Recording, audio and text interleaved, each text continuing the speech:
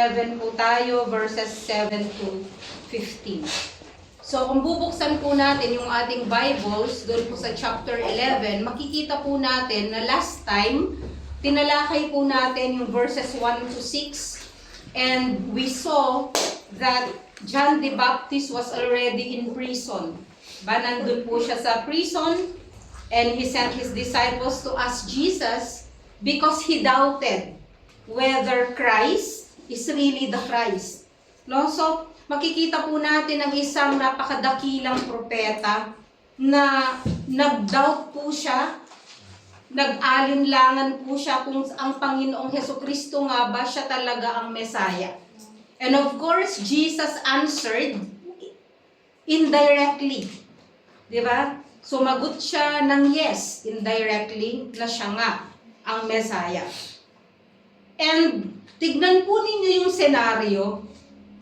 Right after, ang sabi po ng verse 7, dahil itutuloy po natin, as these men were going away, habang paalis po yung mga disciples na inutusan ni John the Baptist, Jesus began to speak to the crowds about John. Imagine the scenario na lahat ng mga nakikinig doon, even yung mga disciples po ni John the Baptist at lahat po ng mga gustong makinig sa salita ng Panginoong Hesukristo, maririnig nila na si John the Baptist, ano nangyari sa kanya? Why is he doubting the Lord Jesus Christ? Sa harapan po yun ng crowd. So ano ang iisipin ng mga tao? Magkakaroon sila ng agam-agam kung si John the Baptist nga ba, tunay na propeta, bakit nag-doubt siya? Siya yung nagsalita na ang Panginoong Hesukristo, He is the Lamb of God who takes away the sins of the world, di ba? But here, sa verses 7 to 15, makikita po natin that Jesus defended John's character by characterizing him as the greatest man ever lived until his time. So dito po sa verse 7, ang sabi dito, as these men were going away, Jesus began to speak to the crowds about John. At meron po siyang tatlong tanong. No, he had 3 questions. Dito po sa verses 7 to 9, may tatlo siyang tanong. Una, the first question is, what did you go out into the wilderness to see? A reed shaken by the wind? Sabi niya, ano ang nakita ninyo doon sa ilang or doon sa disyerto nung nagpuntahan kayo doon? Nakakita ba kayo ng tambo? Alam niyo po yung tambo? Yung ginagawang walis. Alam niyo po kasi, sa tabing ilog kasi, maraming tambo, di ba? Maraming reeds. Tumutubo po sila. Naalala ko nung bata kami, nangunguha kami. Pinaglalaroan namin yung stalks. Sometimes yun nga kumukuha para gawing walis. Ano po bang karakteristik ng reed? Kapag po may wind, sumasabay po siya sa hangin. The reed was tossed to and fro. Madali po siyang mabend, madali siyang masway, madali po siyang mabali, no? So pinapaalala po ni Jesus sa mga tao, no? Jesus is reminding the people about the ministry of John in the desert. Kasi po, di ba, nag-start na mag-minister si John the Baptist doon po sa desert at doon po siya nagbabaptize doon po sa River Jordan. At ang sabi po ng Bible doon po sa Matthew chapter 3, verse 5, then Jerusalem was going out to him, and all Judea and all the district around the Jordan, and they were being baptized by him in the Jordan River as they confessed their sins. Ibig sabihin po, dinayo po nila si John the Baptist, di ba? Nung narinig nila kung paano po siyang mangaral, dinayo sila, dumayo po sila, nag-travel sila, all the way from Jerusalem, all the way sa Judea, nag-travel po sila para lang makita at para lang marinig kung paano po mangaral si John the Baptist. And so, alam po ng mga tao na siya nga ay isang totoong propeta. Pero dito nga po sa weakness ni John the Baptist na nag-doubt po siya at narinig ng mga tao, syempre iisipin ng mga tao ay, because they were expecting that John the Baptist should be a prophet and a man of 100% faith. Di ba? Pero po, dinepensahan po siya ng Panginoon. Jesus did not judge him.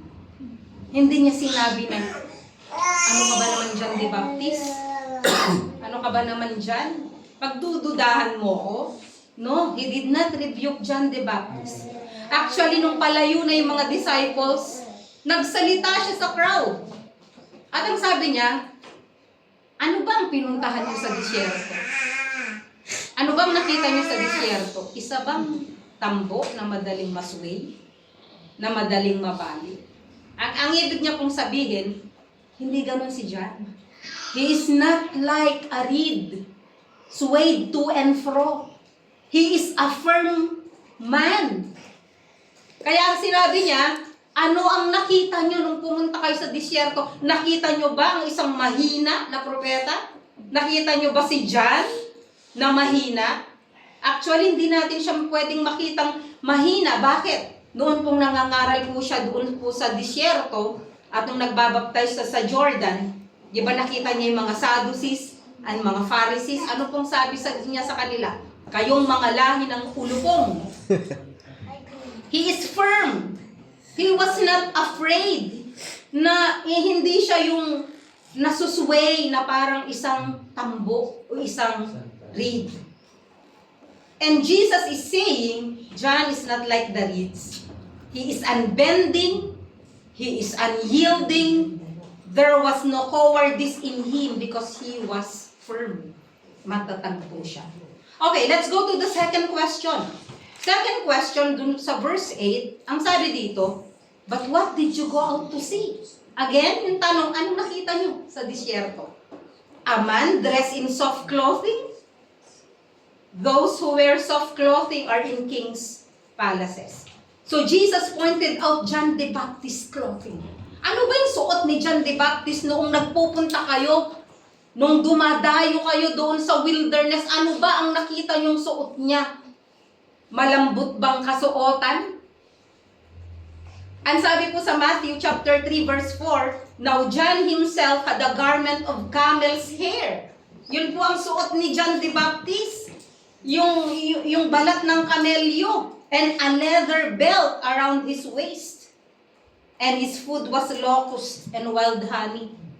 Ang ibig sabihin, bakit nagtsatsaga si John the Baptist na isuot po niya yung magaspang na kasuotan na yon? Pinapaalala ni Jesus Christ. He is not like the men. Actually, he took a job against King Herod. Dahil alam niyo naman ang mga hari, di ba? Nagsusuot sila ng mga fine clothing, fine linen, di ba? Malalambot na kasuotan. Pero ang sabi ni Jesus Christ, anong nakita nyo? Nakakita ba kayo ng isang lalaki na nagsusuot ng malambot? Actually, translation dito is like effeminate. Yung kasuotan ay kasuotan dapat ng mga babae lang. Yun bang nakita nyo sa disyerto? Ganun ba si John the Baptist? No. Ang sabi dito, ang mga nagsusuot lang ng soft clothing ay yung mga nakatira sa palasyo ng hari. Sino po ang mga yon? Yung hari. Pangalawa, yung mga hired prophets. Yung mga upahan na propeta. Kung matatandaan po ninyo, ang mga hari sa Israel, naalala nyo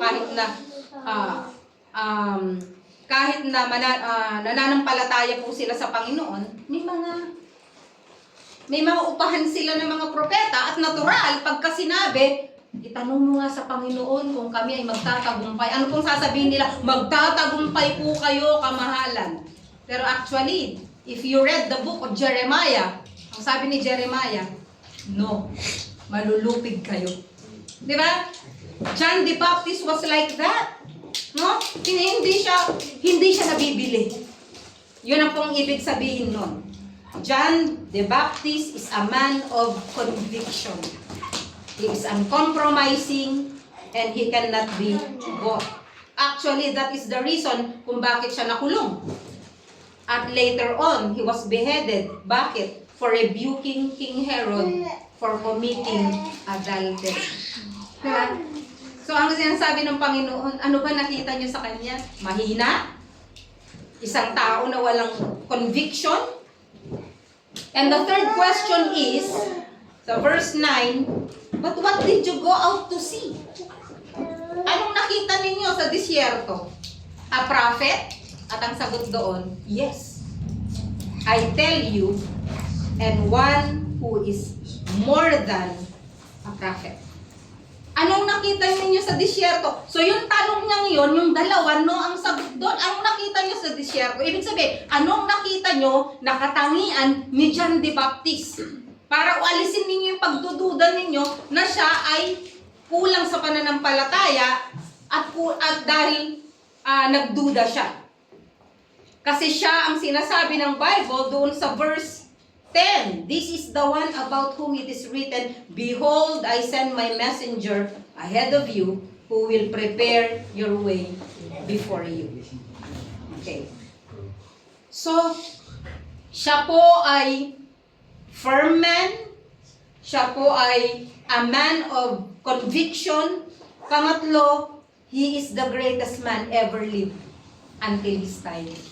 Bakit ko po nasabi yun? Kasi sinabi po mismo ng Panginoong Hesukristo.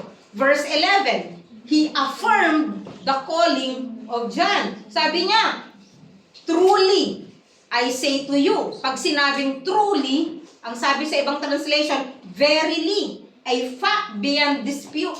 No? Sabi niya, among those born of women, there has not arisen anyone greater than John the Baptist. Sinasabi ko sa inyo, sabi niya, sa isip niya, kasi alam ng Panginoon ang isip ng tao, kung iniisip niyo ng maliit si John, no. Wala pang pinanganak na hihigit sa kadakilaan ni John the Baptist. So if we are going to discuss about greatness, iba-iba po ang mga reasoning natin, di ba? Paano malalaman na this person is great? Di ba? Kaya nga, di ba, si Alexander the Great, di ba? He conquered so many nations, many battles, di ba? May mga the great, di ba? Minsan lalagyan mo ng the great yung pangalan mo dun sa lugar nyo kasi siga ka. Di ba? I am the greatest. Muhammad Ali. I am the greatest. Sabi ni Muhammad Ali, di ba? So, minsan tayo, iniisip natin, yung mga inventors ba? Yung mga matataas ang pinag-aralan, yun ba ang mga great? Mga politicians, mga statesmen, or mga heroes, yung mga bayani? Yes, they are great in their own ways. But when it comes to greatness, as God defines it, it is very different than it is for the world. Iba ang standard po ng greatness ng Panginoon sa standard natin kung ano ang totoong greatness. Si John the Baptist ay di naman nag-aral.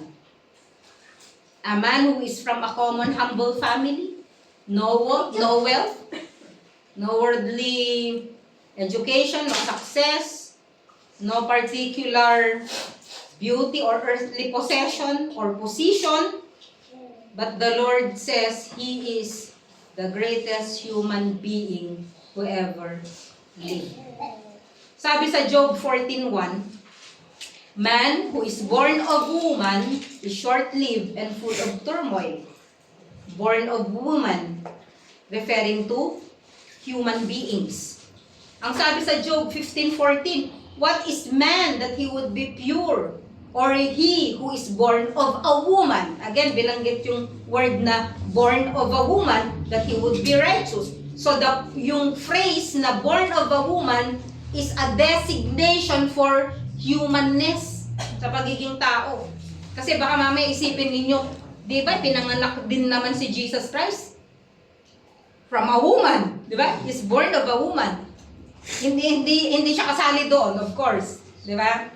Ang tinutukoy po dito, kaya ko isiningit ito, is because he is referring to all human beings na sa lahat ng mga tao, 100% na tao, no?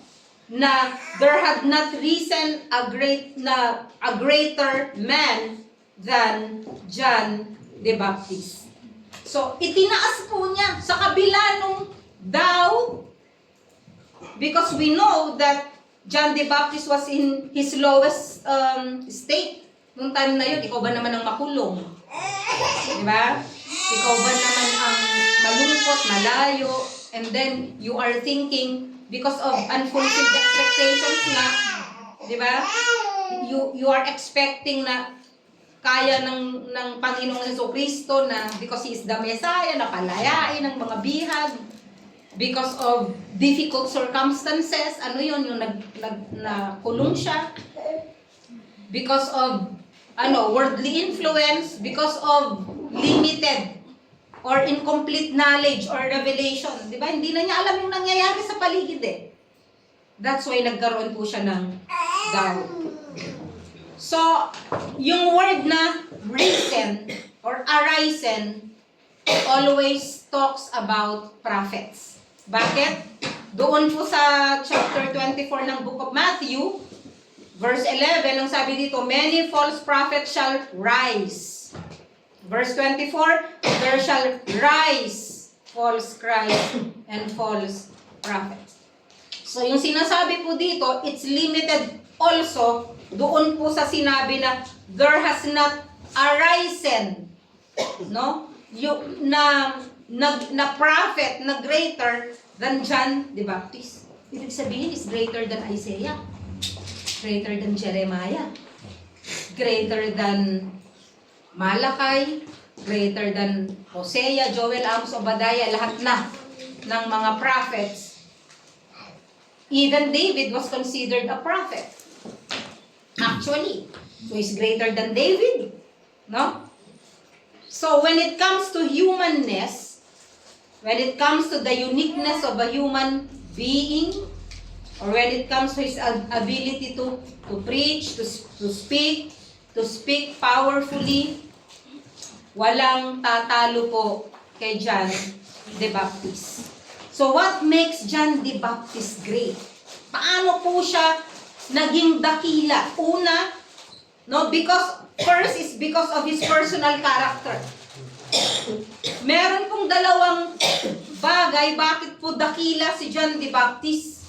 Una po ay yung kanyang katangian, yung personal na katangian po niya. At pangalawa, yung pagkakatawag niya. Yun pong dalawang yun. Punta po tayo dun sa personal na katangian niya. First, he is firm.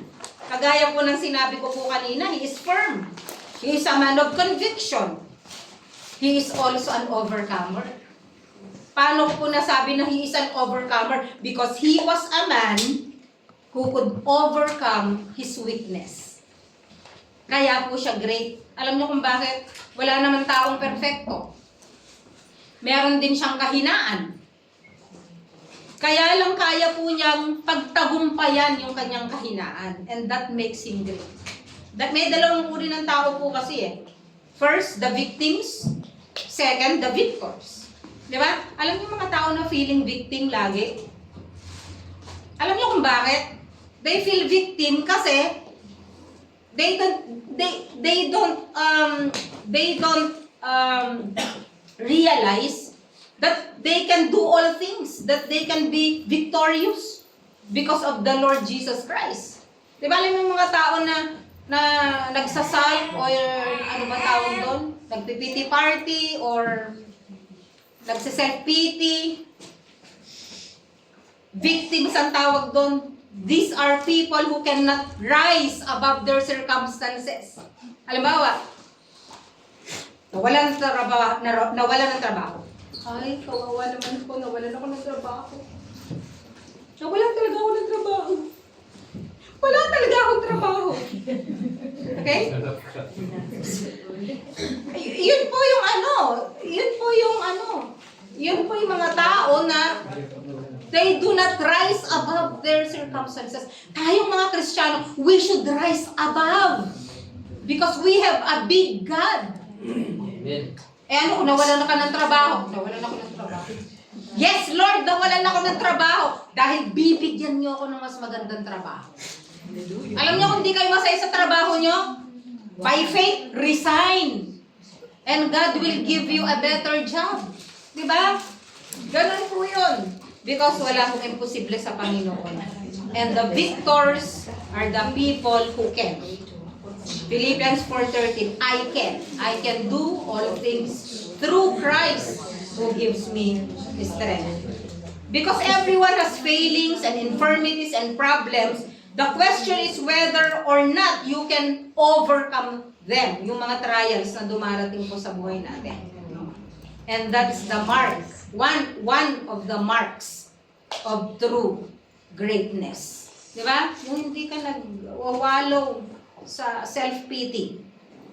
So dun sa verse 2, nakita nga natin, sa Matthew 11, verse 2, nakita nga natin, di ba, na nag-doubt si John the Baptist. But he dealt with his doubt. Hindi niya sinarili. Anong sinabi niya? Nagsugo siya ng kanyang disciples para tanungin si Jesus kung siya nga ba o maghihintay pa kami ng iba. The first thing he did was recognize he had a weakness. He was also willing to admit it to subordinates. Diba? Hindi niya inisip na, mga tao, alam nila, ako isang great prophet. Nakakahiya sa disciples ko na malaman nila na may kahinaan ako. He was willing to admit it. He was willing na malantad, na nagda-doubt siya, meron siyang agam-agam. No? So he admitted his weakness and then he sought to remove it. How? Tinanong niya ang Panginoon. No? Kaya nga, yung pang-apat niyang katangian, he is a humble man. Humility. One of the truest tests of greatness is humility, yung kababaan. Hindi ka pwedeng maging great kung wala kang kababaang loob. Jesus said, whoever would be great among you, let him be your servant. No? Paano natin nakita na mababa siya? Una, yun nga, pagtanggap ng mali. Alam niyo po, hindi kahinaan ang pagtanggap na nagkamali ka. May mga tao na ang hirap magsabi ng, I'm sorry. Di ba? Mahirap ba? Alam niyo, napakahirap talaga nun, no? But it's a magic word, actually. When you say sorry, relationships can be mended. Di ba? Tinataas mo ang pride mo. Ikaw ay mali. Okay, mali siya, mali ka din. No? But you have to say sorry in order to be great. Hindi kahinaan ang sabihin mo na nagkamali ka. Okay? John the Baptist was so humble that he admitted that he has a weakness. Di ba? Matthew chapter 3 verse 11a, sabi ni Jesus Christ sabi ni John the Baptist nung si Jesus Christ ay nagpapabaptize sa kanya. Anong sabi niya? As for me, I baptize you with water for repentance, but hindi pa pala yun. Ang sabi niya, sa verse 14 pala yun, Jesus came to baptize him, but John tried to prevent him saying, I have need to be baptized by you, and do you come to me? Hindi, ako nga ang dapat magpabautismo sa'yo, hindi ikaw, sabi niya kay Jesus. Diba? And also, sa Matthew chapter 3, verse 11, because you know, John the Baptist was so great that people really thought that he was the Messiah. Kaya nga sabi niya, are you the Messiah? Diba? Ganun kasi kaano yung kanyang reputasyon, yung kanyang godliness. That's why people actually thought he was the Christ. Pero anong sabi niya? I'm not the Christ, sabi niya. Kaya nga sabi niya, he who is coming after me is mightier than I, and I am not fit to remove his sandals. Yun po ang sabi niya, he is humble. Tapos, kung mapapansin niyo, dun sa John chapter 3, yung mga disciples ni John the Baptist, nagpuntahan, sabi niya. Alam niyo, Mas marami, yung mga ibang disciples mo, pumupunta na kay Jesus, di ba? Anong sabi ni John the Baptist? John 3:30, He must increase, but I must decrease. Kasi alam niyo yung position niya eh. Humility is knowing your position. Yes, He is great. Pero alam niya yung position niya na He is just paving the way for the Lord Jesus Christ. Alam niyo po tayo sa church, bilang mga manggagawa, pastor, ano man yung mga binigay sa atin na katungkulan, in order for us to be great, no, kailangan sinasabi din natin ito, He must increase and I must decrease. Siya dapat ang maitaas, hindi ikaw. Hindi ako, hindi ikaw. We are not building our kingdoms. We are building the kingdom of God. Sama-sama po tayo in our own way, in our different giftings, in different positions of leadership. Kahit po, bawat isa po sa atin ng mga miyembro, we are building together. Kasi house tayo, kasi body tayo. All parts ay mahalaga. And we are building God's kingdom. Kaya nga sabi niya dito, He must increase, but I must decrease. He was really a man of humility. He's a man who would recognize weakness. At makikita po natin na nung nasabi niya po yun, tinanggap niya yung sagot ng Panginoon that He is really the Christ. Yung faith niya na-restore. No? Na-restore. At yun ang tinuro niya sa kanyang mga disciples. Na He is really the Christ. Okay. So, pangalawa, hindi lang po yung personal characteristics niya, bakit siya great. Pangalawa ay yung calling niya. His calling. Dito po sa Matthew 11, verse 11, di ba sabi niya, there has not arisen anyone greater than John the Baptist. Alam niyo kung bakit? Verse 13, for all the prophets and the law prophesied until John. Yung mga prophets sa Old Testament, no? Mas less sila kaysa kay John the Baptist. John was greater than the Old Testament prophets because he actually saw with his own eyes, nakasama niya, nakita niya yung pre-prophesy ng mga Old Testament prophets before at yung pre-prophesy niya. Yung pinaghahandaan niya. Yung mga prophets in the Old Testament, di nila nakita si Jesus eh. Just like Moses. Si Moses, inilabas niya sa Egypt ang mga Israelites, but he did not see the promised land. Who saw the promised land? Joshua. Di ba kayo nagtataka, pareho ng pangalan? Yeshua.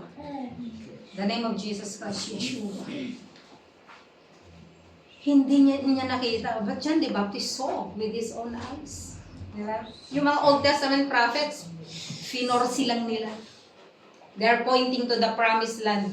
They're pointing to the Messiah. Pero si John the Baptist, nakita niya mismo. At hindi niya alam, siya mismo ay pre-prophesy. Kaya nga dito sa Matthew 21:26, di ba? They all regard John as a prophet. Kahit nga si King Herod takot na galawin si John the Baptist or patayin, pwera na lang kasi nung hindi niya maalis yung kanyang salita doon kay Herodias, doon sa anak ni Herodias. Pero takot niyang galawin si John the Baptist because he also know that John the Baptist is a prophet, was a prophet. At alam ng mga tao na propeta po si John the Baptist. Pero Jesus Christ, ang sabi dito sa Matthew 11, verse 9b, He is more than a prophet. Grabe, no? Hindi lang siya propeta. Higit pa siya sa propeta. His calling is great. What is the calling? To prepare the way of the Lord Jesus Christ. He is the forerunner of Jesus Christ. You know what? In our own ways, we can be great when we prepare the way of the Lord to other people's hearts. Kapag ikaw yung magiging daan, hindi stumbling block, para ang isang tao ay makapasok sa puso ng hindi mananampalataya. No?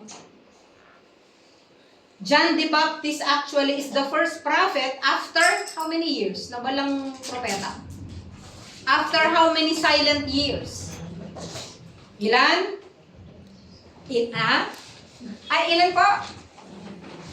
400. Very good. 1 point. If you remember, ang pinakahuling prophet sa Old Testament, sino po? Sino? Si Malakay. No? After 400 years, wala na pong ibang ginamit ang Panginoon na prophets. Ang kauna-unahan, si John the Baptist. Why? Para ma-fulfill din yung prophecy sa Book of Malakay. Diba? Ang sabi sa Malakay chapter 4 verse 5. No? Ano sabi? Behold, I send my messenger ahead of you who will prepare your way before you. Actually, yung nandito po sa verse 10 ng chapter 11 ng Matthew, it's a fulfillment of a prophecy. No? Tignan nga natin yung nakalagay dito, Malakay 4 verse 5. Behold, I am going to send you Elijah, the prophet. Sabi niya, ipapadala ko sa inyo si Elias, the prophet, before the coming of the great and terrible day of the Lord. He will turn the hearts of the fathers back to their children, and the hearts of the children to their fathers, so that I will not come and strike the land with complete destruction. But John himself is Elijah. Ang sabi niya, ang sinabi po niya, I am not Elijah. John chapter 1 verse 21. Di ba? Are you Elijah? I am not Elijah. Pero anong sabi ni Jesus Christ? He is Elijah. Di ba? Kaya nga dito sa verse 14, and if you are willing to accept it, John himself is Elijah who was to come. He who has ears to hear, let him hear. Ibig sabihin, naniniwala tayo sa reincarnation? No. No. Alam po ng mga Hudyo na hindi namatay si Elijah. Di ba, hindi siya namatay? Na-rapture siya. Elijah did not die. 2 Kings chapter 2 verse 11, he was caught in the air. A picture of us also being caught up in the air. Pagdating po ng rapture, sa lahat po ng nananampalataya sa Panginoon. Kaninang umaga sabi ko Jay, nag-rapture ba? Alam mo kung bakit? Ang tao. Malapit na mag-11, walang tao talaga. Dalawa lang kami. Naiwan ba talaga tayo?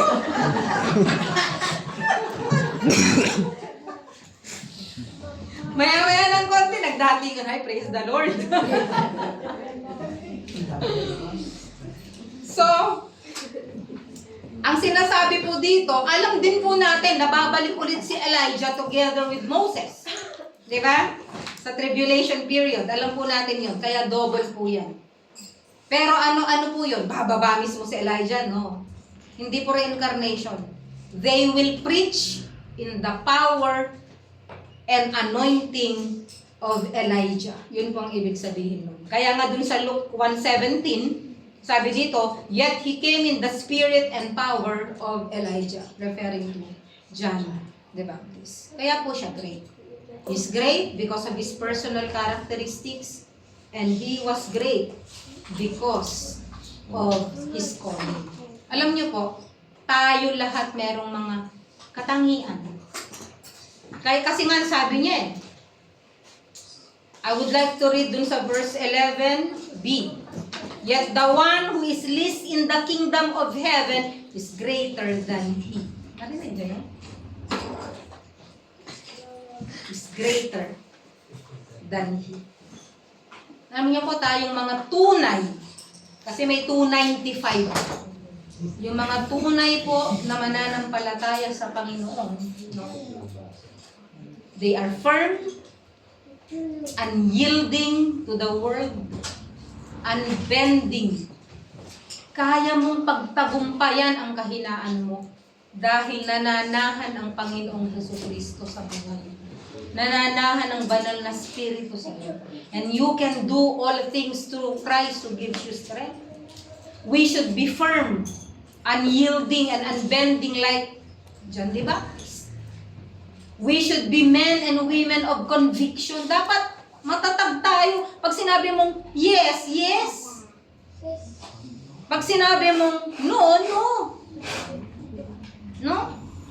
Hindi ka dapat nadadala ng mundo. You should be uncompromising. We should also be humble if in order for us to be great. Let God take the glory in everything we do. Di ba? Kaya nga, yun pong servant, sabi niya, siya po ay great. And we should be faithful to our calling, just like John the Baptist. Anong calling mo? Ano yung calling mo? Saan ka tinawag ng Panginoon? Ano yung tingin mo na pinapagawa sa'yo ng Panginoon? Ano sa tingin mo yung gift mo? Nagpapagamit ka ba? Anong silbi ng mga gifts na binigay ng Lord sa'yo? Pagdating ba ng Judgment Day, pag sa harapan ng pagsusulit at itanong ka niya, paano mo ginamit yung mga binigay ko sa'yo? Anong sasabihin mo sa kanya?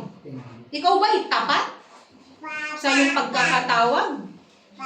O iniwan mo yung pagkakatawag mo? Kaya nga po tayo bilang mga anak ng Panginoon, kung saan po niya tayo in-station, or sa tingin mo saan ka nililid ng Panginoon to serve Him, be faithful. Kasi po, yung katapatan nyo kahit na maliit na bagay, they all come. Alam po ng Panginoon yun. May mga times na nagsaserve tayo, hindi alam ng pastor, hindi alam ng kahit na sinong tao, pero alam ng Diyos. Alam ng Diyos yan.